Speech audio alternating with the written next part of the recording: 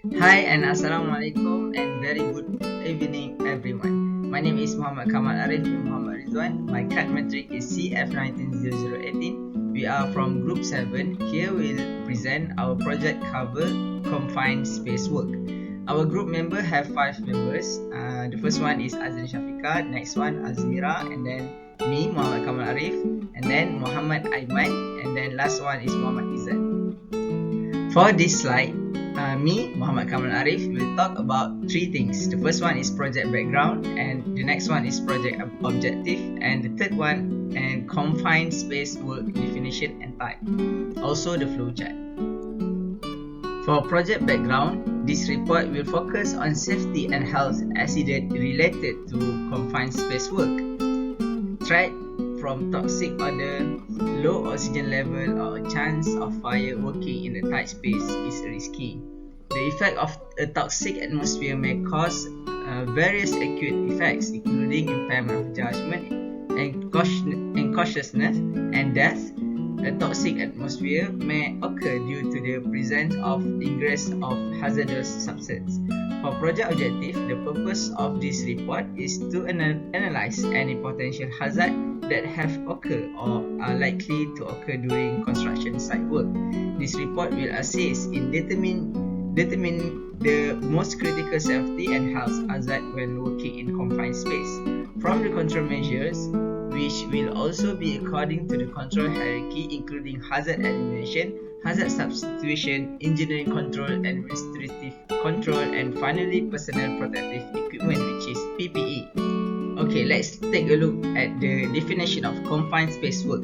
A confined space also has limited or restricted means for entry or exit and is not designed for continuous occupancy.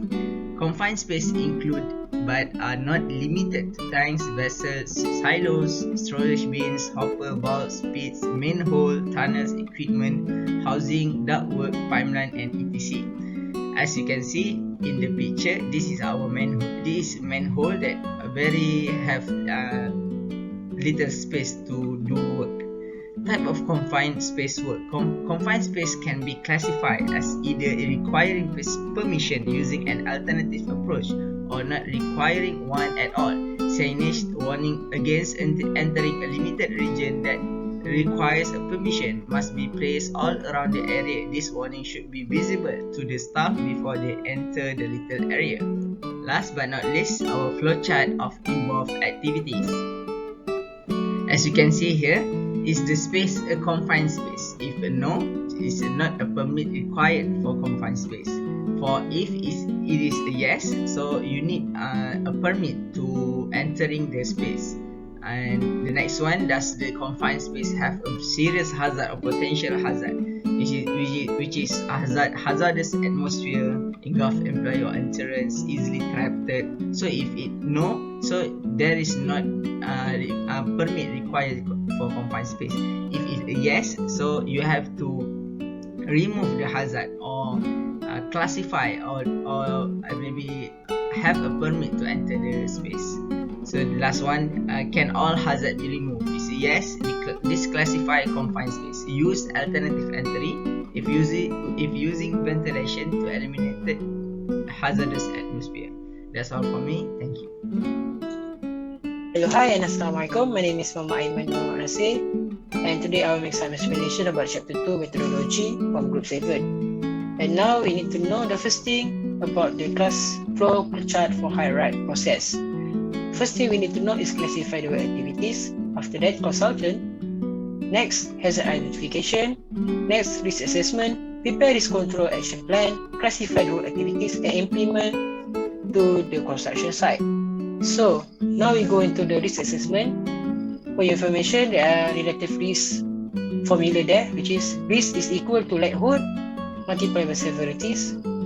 Okay, based on this table, you can see that the likelihood have 5 rating. Rating number 5 is most likely to happen, but until rating number 1, hazard is practically impossible to never happen. Now we go into the next table, which is severity table. We can see there are 5 rating there. Rating number 5 is for catastrophic, which is caused a high number of fatalities, under recovered properties damage, and huge drop in the productivities. while one is from negligible, which is the hazard may cause minor ablation, brace cut, or any first aid type of injury. Now we go into the risk assessment for the risk classification. In between 15 to 25, we can describe it as high, which is the hazard need to take action required immediately. And next, for medium, the range are between 5 to 14. The medium risk required to plan approach to controlling hazard and apply temporary measure if required. For the low description, we can see the risk is below to 4 until 1. The risk of identification low may be considered as the acceptable and a further reduction may not be necessary. So that's all for me. Thank you and Assalamualaikum warahmatullahi wabarakatuh. Alright, hello, hi and Assalamualaikum. My name is Mohamad. We are from Group 7. And today I will make some explanation about the data analysis for construction activities risk assessment hierarchy for the confined space. Okay. First, we go into the introduction. The hierarchy table in the table 3.1 tabulates the hazard identification, risk analysis, risk control of activity focusing on the confined space of the construction. So now we go into the table. This is the table 3.1, which is the title is about the construction activity risk assessment hierarchy for the confined space. Okay, we can see they have 3 items here, which is the first one, hazard identification, which leads to the item, work activities, hazard, effect, and existing control. For the risk assessment, there are 4 columns in there, which is likelihood, severity, risk, and risk class. In the risk class, they have 3 classes, which is the first classes is low, second classes is for the medium, and the very dangerous classes is the higher classes. So we go into the last column there, which is the risk control. The risk control they are involve the recommended of the control measure. So based on this assessment, they have 10 work activity that have been conducted in the confined space, which is manhole cleaning. Secondly is welding work inside the deep trench. Next is silos maintenance. 4 is the maintaining clock. 5th is the tank maintenance. Number 6 is the maintaining of sub-basement in the building. Number 7 is the lift shaft maintaining activities. Number 8 is maintaining the works at the vaults. Number 9, maintaining the work at the cold storage, and finally maintaining work at the open ditch. So that's all for me. Thank you and Assalamualaikum warahmatullahi wabarakatuh. Hi, Assalamualaikum warahmatullahi wabarakatuh. My name is IZZAT AZREEN. Now I'm gonna discuss for chapter 4.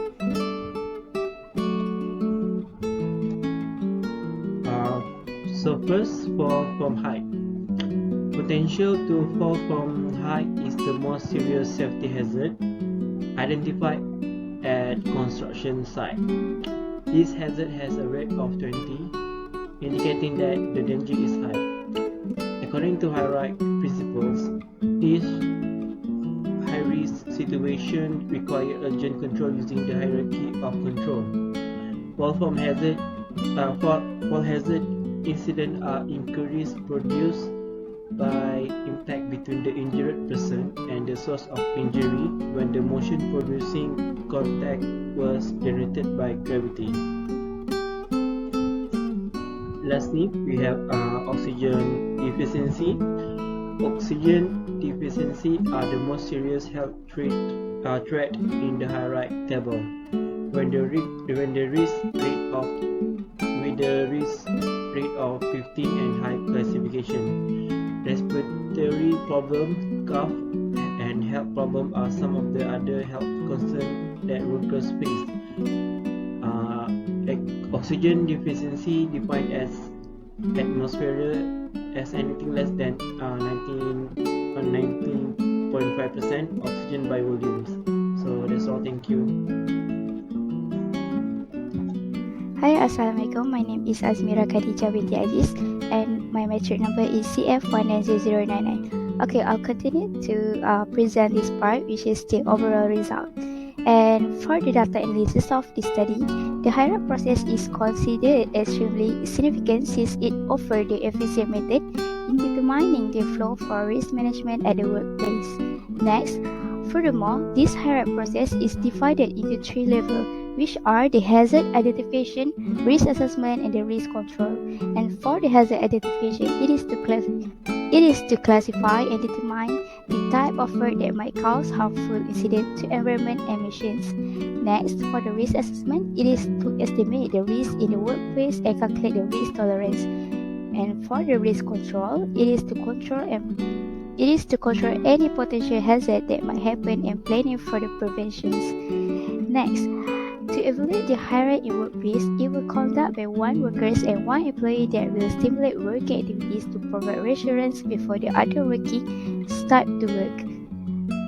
Okay, as we can see from the table, from the shown table, the hazard identification risk assessment, or we call it as HIRA, is a calculation that people use to evaluate the frequency of hazard and any likelihood of the hazard would occur with the sufficient cause to make the incident happen. And as for the result, by understanding the hazard and risk assessment, it will help working people avoid an unpleasant incident and tragedy that might cost their life. I guess that's all from me. Thank you. Assalamualaikum warahmatullahi wabarakatuh. My name is SHAFIQA BINTI AZLAN with the matric number of TF190117. To sum up, finding workplace risks can be aided by gathering information, analyzing and categorizing the underlying variables that result in an accident or incident. In general, hazards identification is necessary to stop the recurrence of mishaps, infections, and disease connected to the workplace. Working in a confined spaces is risky. Therefore, wherever feasible, limited spaces should be avoided. However, certain circumstances are unavoidable and might be extremely risky for the workers. Employees may be exposed to a range of risks depending on the circumstance.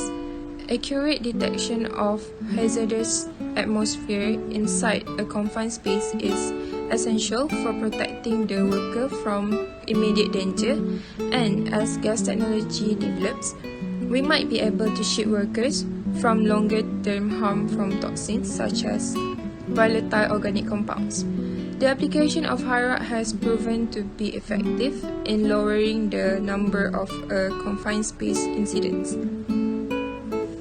It is recommended that the first and most critical task before beginning work is to inform employees about health and safety risks. In addition, make sure everything is maintained and inspected on a regular basis. Only professionals who are knowledgeable about safety must be permitted. To put it in another way, workers must wear a full set of PPE that is provided by their employees.